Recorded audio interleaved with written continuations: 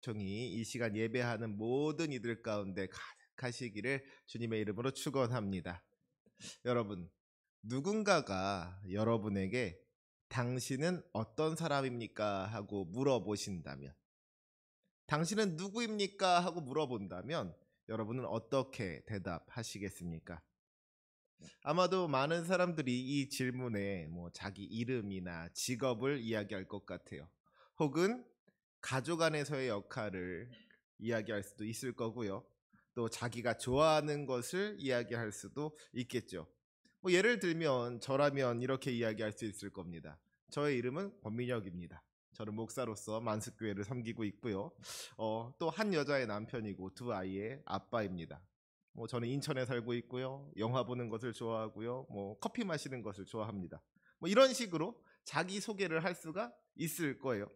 이 모든 것들이 모여서 저라는 사람을 이루는 것이고 이것이 저의 정체성이 된다는 것이죠.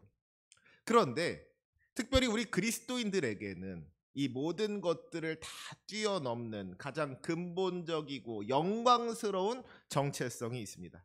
그것은 바로 우리가 하나님의 자녀라는 거예요. 우리가 하나님께 속한 사람들이라는 것입니다. 우리 주 예수 그리스도의 십자가 은혜로 말미암아 우리가 거듭난 사람이라는 것이죠. 오늘 본문 바로 앞장인 베드로전서 1장 23절 말씀을 보면 이렇게 선포합니다. 너희가 거듭난 것은 썩어질 씨로 된 것이 아니요 썩지 아니할 씨로 된 것이니 살아있고 항상 있는 하나님의 말씀으로 되었느니라. 아멘. 여러분, 우리는 거듭난 사람들입니다. 우리가 예수 그리스도를 믿음으로 말미암아 하나님의 자녀로 다시 태어났다는 것이죠. 이제는 우리가 이 세상에 속한 자가 아니라 하나님께 속한 천국 백성이라는 거예요.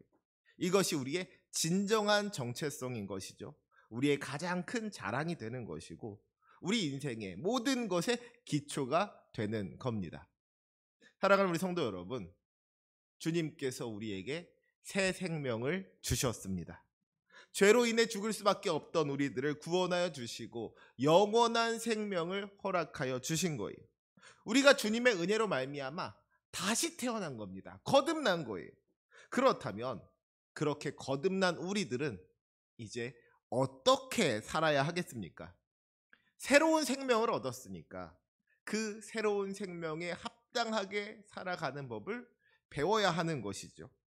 갓난아이가 태어나서 먹는 법을 배우고 기는 법을 배우고 걷는 법을 배우고 말하는 법을 배우면서 그렇게 하나하나 배우면서 자라나는 것과 같이 영적으로 다시 태어난 우리들에게도 자라는 과정이 필요하다는 거예요. 배우는 것들이 있어야 한다는 겁니다. 예수 믿고 구원받았다고 해서 그것으로 끝나는 것이 아니라는 것이죠. 우리의 믿음이 자라야 한다는 거예요. 우리 믿음의 성장이 필요하다는 겁니다. 오늘 우리가 함께 읽은 베드로전서 2장 1절부터 3절까지의 말씀은 그렇게 거듭난 우리들이 어떻게 자라가야 하는지에 대해서 알려주는 말씀입니다. 하나님께서 우리에게 내 사랑하는 자녀야, 내가 새 생명을 얻었으니 이렇게 자라나야 한단다 하고 말씀하고 계신 거예요. 이 말씀 안에는 영적인 성장의 원리가 담겨져 있는 것이죠. 바르게는 오늘의 말씀을 통하여서 우리의 믿음이 쑥쑥 자라날 수 있기를 간절히 소망합니다. 그렇다면 우리가 영적으로 자라나기 위해서 가장 먼저 해야 할 일은 무엇이겠습니까? 그것은 바로 버리는 겁니다. 우리 본문 1절 말씀을 다시 한번 읽어볼까요? 우리 1절 말씀 함께 읽습니다. 시작. 그러므로 모든 악독과 모든 기망과 외식과 시기와 모든 비방하는 말을 버리고. 아멘. 여기서 그러므로라는 접속사가 아주 중요합니다. 우리가 하나님의 말씀으로 거듭났으므로 이제는 버려야 할 것들이 있다는 거예요. 새로운 생명과 어울리지 않는 과거의 낡고 더러운 옷들을 벗어버려야 한다는 겁니다. 여러분 한번 생각해 보세요. 우리가 새 집으로 이사를 간 겁니다. 아주 멋지고 깨끗한 새 집으로 이사를 가게 된 거예요. 그런데 이사를 가면서 옛날 집에서 살던, 옛날 집에서 쓰던 낡고 오래된 가구들, 심지어 잡동사니와 쓰레기들까지, 그 막 방구석에 있던 먼지들까지 하나도 버리지 않고 새 집에 그대로 가져다 놓는다면 어떻게 될까요? 그 새 집이 새 집처럼 느껴지겠습니까? 새 집인데도 새 집처럼 느껴지지가 않을 거예요. 누가 와서 보면 그냥 오래된 집처럼 느껴질 겁니다. 괜찮은 것들, 쓸만한 것들, 좋은 것들까지 다 버릴 필요야 없겠지만은 낡고 오래된 것들, 고장나거나 망가진 것들, 더 이상 잘 쓰지 않는 것들이 있다면, 특별히 쓰레기와 같은 것들이 있다면 그런 것들은 다 버려야만 하는 것이죠. 그래야지 새 집을 새 집답게 만들 수가 있더라는 거예요. 이것이 우리의 영적인 부분에 있어서도 마찬가지라는 겁니다.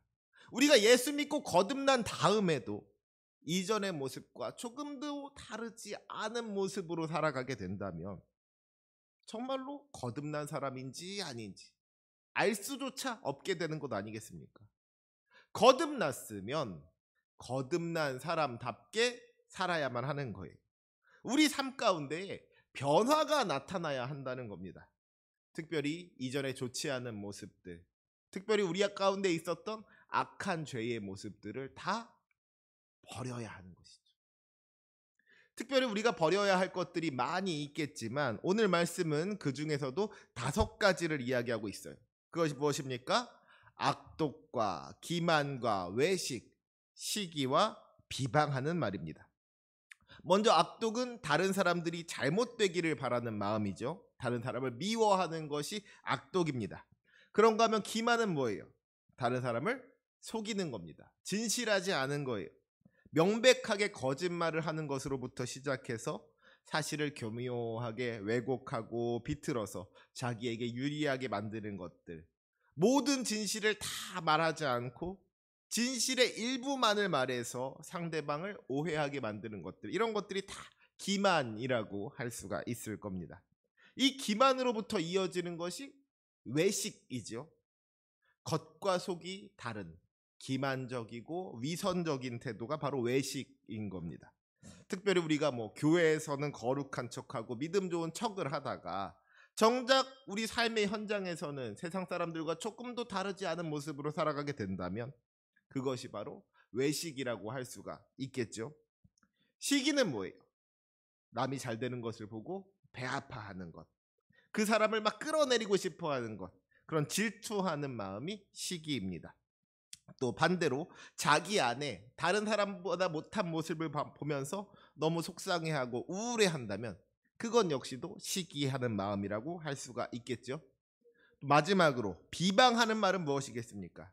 다른 사람에 대해서 나쁜 말하는 것, 깎아내리는 것, 이런 것들이 다 비방하는 말인 것이죠.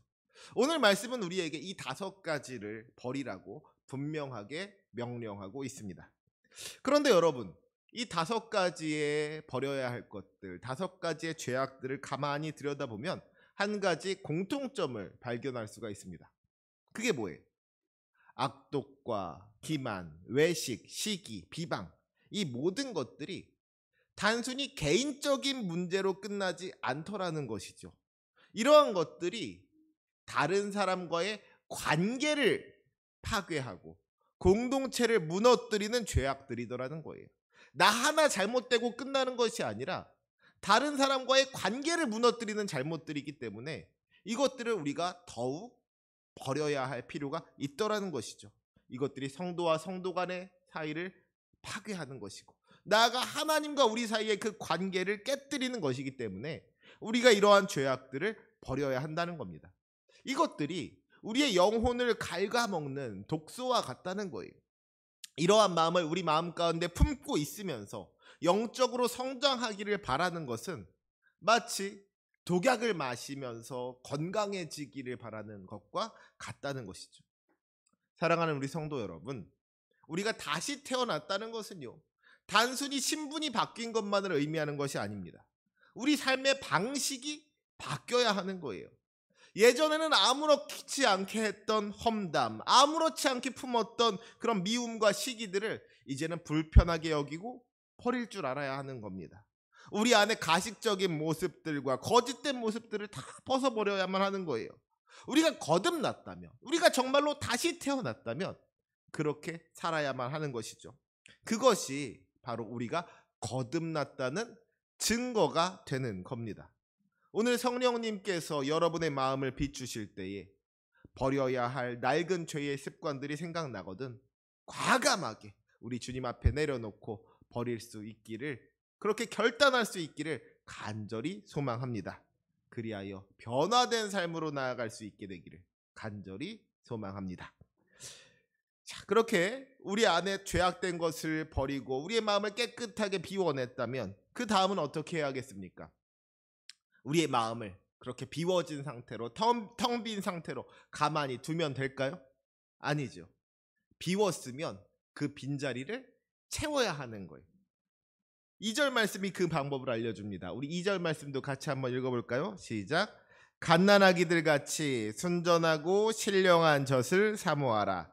이는 그로 말미암아 너희로 구원에 이르도록 자라게 하려 함이라. 아멘. 더러운 것들을 버린 다음에는 이제 순전하고 신령한 것을 채워야 하는 겁니다. 오늘 말씀의 표현을 빌리자면 순전하고 신령한 젖을 사모하라 그랬어요. 여기서 순전하고 신령한 젖이 무엇이겠습니까? 우리를 자라게 하는 것, 하나님의 말씀을 의미하는 것이죠.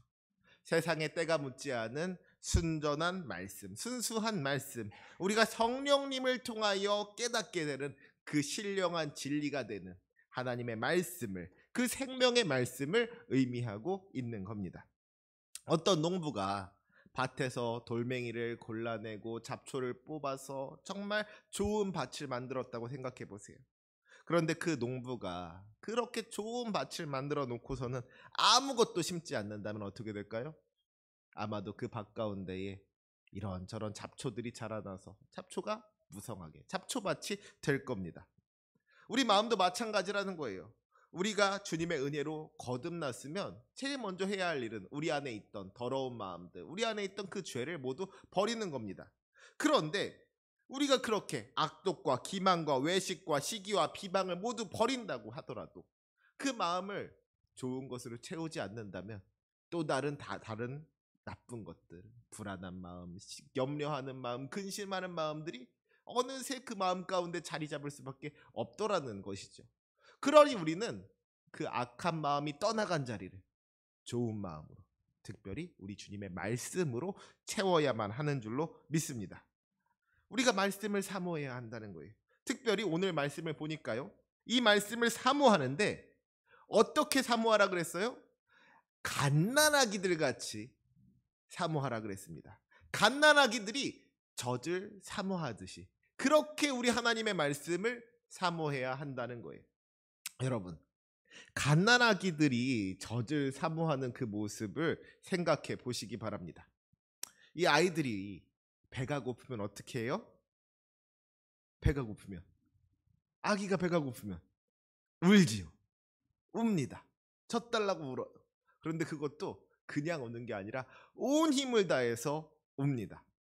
갓난아기는요, 엄마 사정을 봐주지 않아요. 내가 지금 배가 고프지만 우리 엄마가 바쁜 것 같으니까 내가 조금 기다려야겠다. 엄마가 젖을 줄 때까지 나의 그 배고픔을 좀 참아봐야겠다. 그렇게 생각하는 갓난아기가 있어요, 없어요? 없더라는 거예요. 갓난아기는 엄마가 바쁘거나 말거나, 엄마가 지금 뭐 아프거나 말거나 엄마 사정 조금도 봐주지 않는 거예요. 그냥 내가 배고프면 밥 달라고 빽빽 우는 것이, 그것이 갓난아기들의 모습이더라는 것이죠. 이것은 살기 위한, 생존을 위한 절박한 몸부림인 겁니다. 누가 가르쳐주지 않아도, 누가 시키지 않아도 본능적으로 너무나도 간절하게 그 젖을 찾는 것이 갓난아기들이더라는 거예요. 그런데 하나님께서는 우리에게 바로 이 갓난아기들 같이 말씀을 사모하라고 이야기하고 계신 것이죠. 시간이 남을 때 취미생활처럼 성경을 읽는 것이 아니라, 다른 일 다 하고 나서 남는 시간에 성경을 읽는 것이 아니라, 할 일 없어서 말씀을 보는 것이 아니라 정말로 이 말씀이 없으면 내 영혼이 굶어 죽는다는 절박한 마음을 가지고 이 말씀이 내 영혼의 유일한 생명줄이라는 그 간절함으로 하나님의 말씀을 갈망해야 한다는 거예요. 하나님의 말씀을 갈구해야 한다는 겁니다. 우리 안에 그 하나님의 말씀을 향한 뜨거운 갈망이 있어야만 한다는 거예요. 왜 그렇습니까? 그 말씀이 있어야지, 그 말씀을 먹어야지 우리가 자라날 수가 있기 때문인 거예요. 그 말씀이 없다고 하면 우리의 영혼이 병들게 되고 메마르게 되고 죽게 되기 때문인 겁니다. 오늘 말씀 2절 마지막 부분은 그 목적을, 우리가 말씀을 사모해야 되는 이유를 분명하게 밝히고 있죠. 이는 그로 말미암아 너희로 구원에 이르도록 자라게 하려 함이라. 아기가 젖을 먹어야지 자랄 수가 있는 것과 같이 우리 그리스도인들도, 믿음의 사람들도 하나님의 말씀을 먹어야지 자랄 수가 있더라는 거예요. 우리가 믿음의 성장을 이루기 위해서는 하나님의 말씀이 꼭 필요하다는 것입니다. 특별히 여기서 우리는 구원에 이르도록 자라게 하려 한다는 말씀에 주목해 볼 필요가 있습니다. 많은 사람들이요, 이 구원을 과거의 어느 한 시점에 일어난 일회적인 사건으로 이해하곤 합니다. 내가 예수님을 믿고 구원받았으니까 그것으로 끝이라고 생각한다는 것이죠. 그래서 어떤 이단들은 그런 데잖아요. 언제 구원받았냐고. 몇 날, 몇 시, 몇 분, 몇 초에 언제 구원받았냐고. 그것은 하나님을 만나고 우리 예수님을 나의 구주로 영접한 그날, 그 구원의 순간에 집중하는 거예요. 그런데 우리가 예수님을 믿음으로 말미암아 구원받는다는 것은 분명한 사실이지만 우리의 어떤 행위나 공로가 아니라 주님의 은혜로 말미암아 죄사함을 받게 되었고 하나님의 자녀가 되었다는 것은 흔들리지 않는 진리인 것이지만 성경에서 말씀하는 구원은 그것만으로 끝나지를 않는다는 겁니다. 거기에 멈추지 않는다는 거예요. 구원은 과거에 시작되었지만 지금도 계속해서 이루어져 가고 앞으로 완성되어질 현재 진행형의 사건인 거예요. 신학자들은 이것을 이미, 그러나 아직이라는 표현으로 이야기합니다. 우리가 이미 구원받았지만 동시에 날마다 구원을 이루어가는 존재라는 거예요. 구원의 완성을 이루기까지 우리가 날마다 그 구원을 향하여서 나아가야 하는 존재라는 겁니다.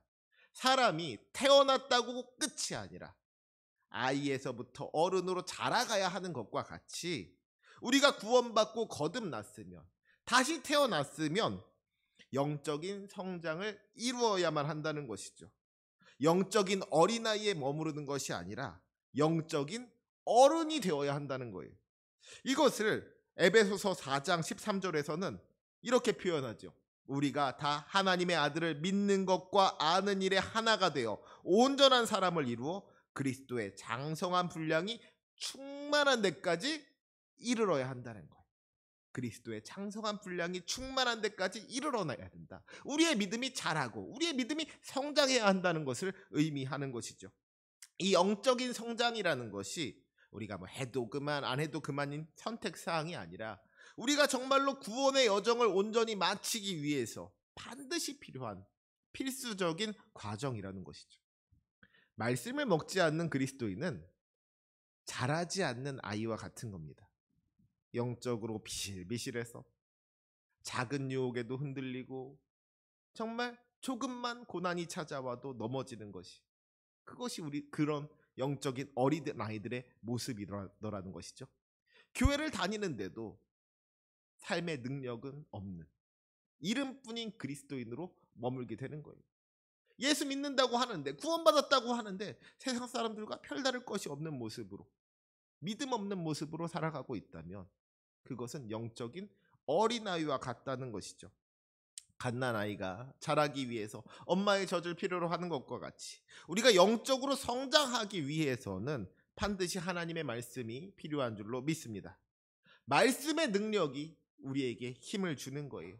말씀의 능력이 우리의 믿음을 자라나게 하는 겁니다. 말씀 위에 바로 선 사람은 흔들리지 않는 거예요. 바라기는 이 시간 예배하는 우리 모두가 날마다 그 말씀을 사모함으로 말미암아 영적인 성장을 이루어갈 수 있기를 간절히 소망합니다. 예수 믿고 구원받은 것으로 만족하는 것이 아니라, 영적인 어린아이에 머무르는 것이 아니라, 우리의 삶을 통하여서 하나님의 뜻이 이루어지고 하나님의 영광이 나타나고 우리 삶을 통하여서 그리스도의 향기가 뿜어져 나올 수 있도록 구원에 이르도록 자라나는 복된 성도들이 되어 주시기를 주님의 이름으로 부탁드립니다. 지금까지 우리가 거듭난 사람으로서 영적인 성장을 이루기 위해서 옛사람의 죄를 버리고 하나님의 말씀을 사모해야 한다는 이 두 가지 명령에 대해서 살펴보았습니다. 그런데 이 명령들을 듣다 보면 마음에 어떤 부담감이 생길 수도 있겠죠. 아직까지 버리지 못한 죄가 너무나도 많은데 내가 이 죄를 다 버릴 수가 있을까 하는 그런 어떤 걱정, 불안한 마음이 들 수도 있고요. 아직까지 그 죄를 버리지 못했다는 것으로 말미암아 죄책감이 들 수도 있을 겁니다. 또 나에게는 우리 주님의 말씀을 사모하는 마음이 부족한 것 같다는 그렇던 믿음 없음으로 인한 무력한 마음이 들 수도 있을 것 같아요. 그럴 수 있지요.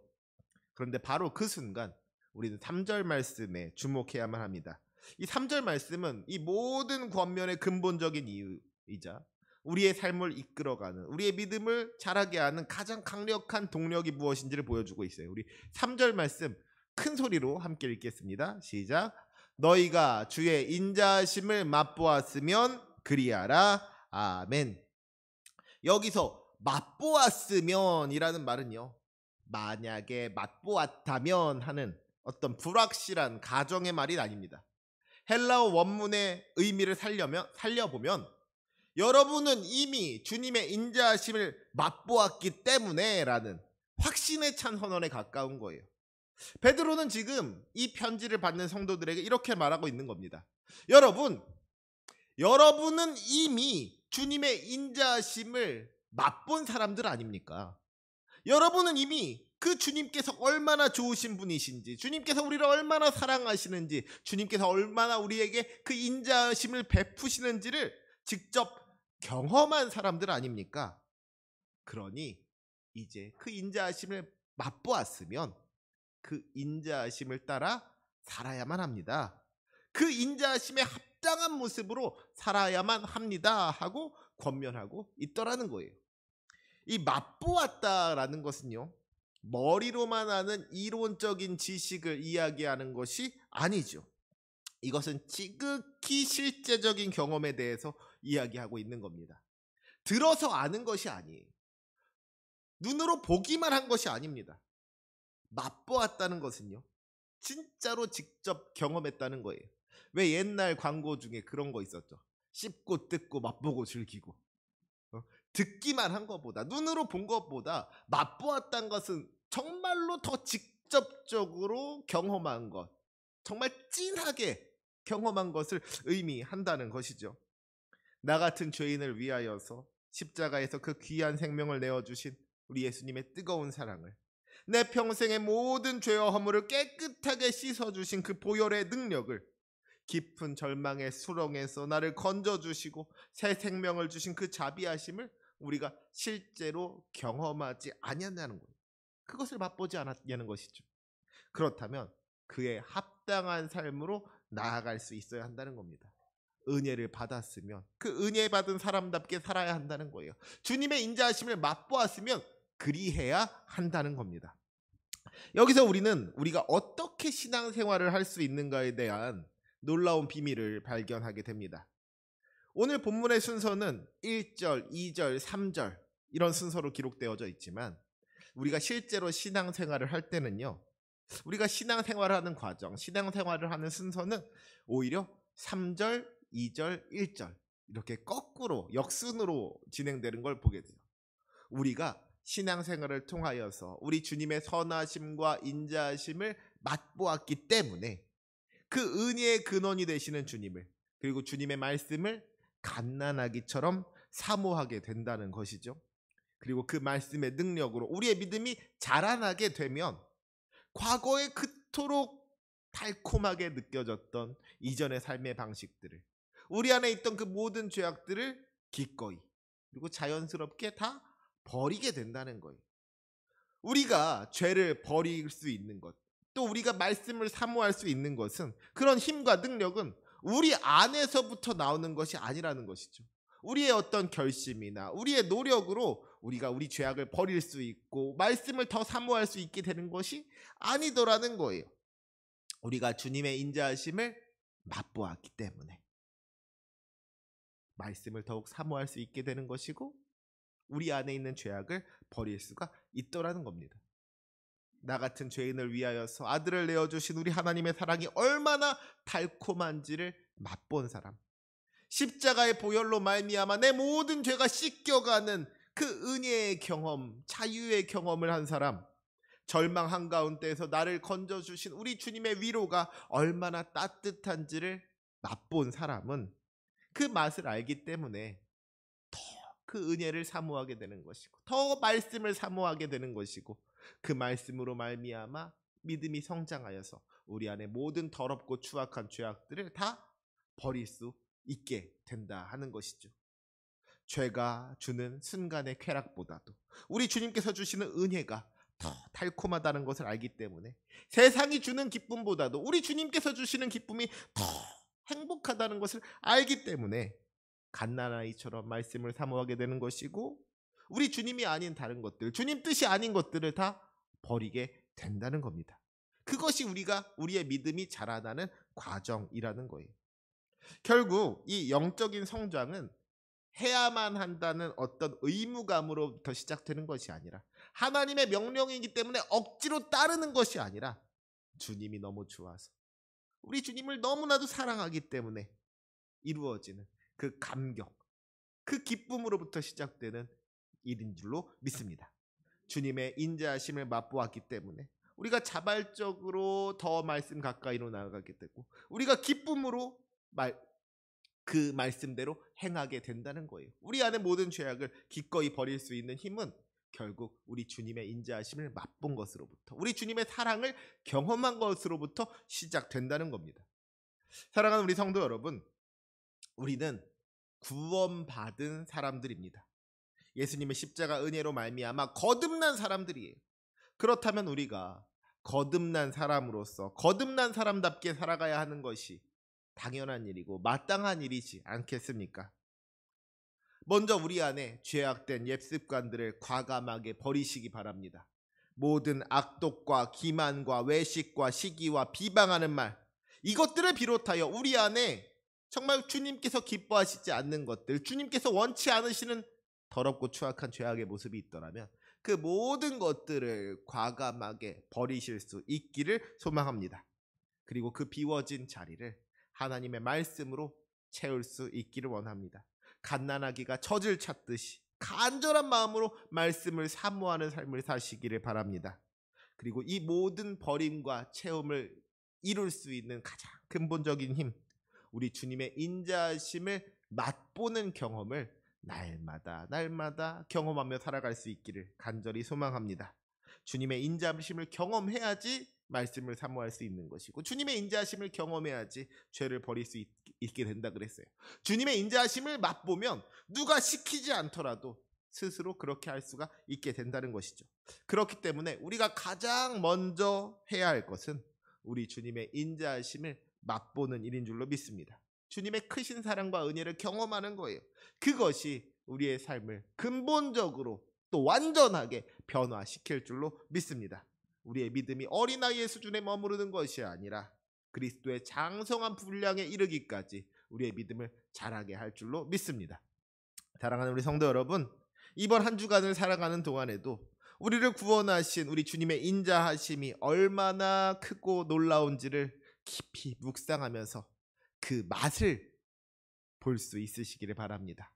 간절한 마음으로 우리 주님의 말씀 앞에 나아가시기 바랍니다. 그리고 그 감격 속에서 버려야 할 죄악들을 성령의 능력으로 끊어낼 수 있으시기를 바랍니다.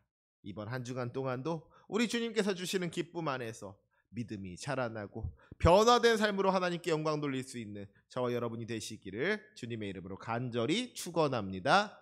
아멘. 기도하시겠습니다.